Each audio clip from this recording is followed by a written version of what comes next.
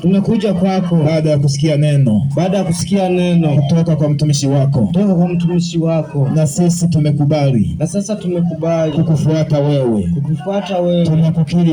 tumekukiri wewe kwa mioyo yetu.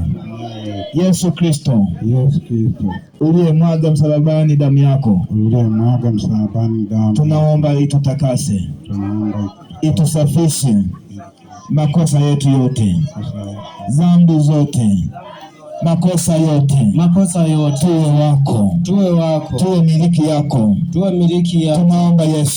Tunaomba Yesu, ufute jina langu katika kitabu cha hukumu, na uliandike upya katika kitabu cha uzima wa milele. Amina. Na niweze kufika mbinguni.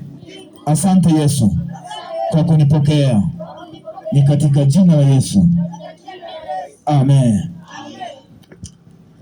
Ninaomba ubaki hapo usiondoke, ubaki hapo na ufunike macho yako. Tunaenda kuomba kwa sababu umempokea Yesu, na mbinguni ni sherehe. Malaika wanashangilia kwa sababu umeokoka, umempokea Yesu.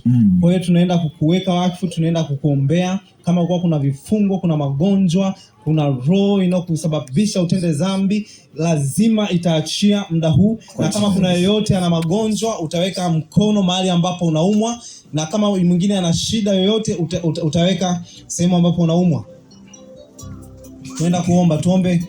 Baba, katika jina la Yesu Kristo wa Nazareti aliye hai, Baba, katika jina la Yesu Kristo mwokozi wetu aliye hai, Bwana mwadesi, Mungu wa rehema, Yesu, wana wako hawa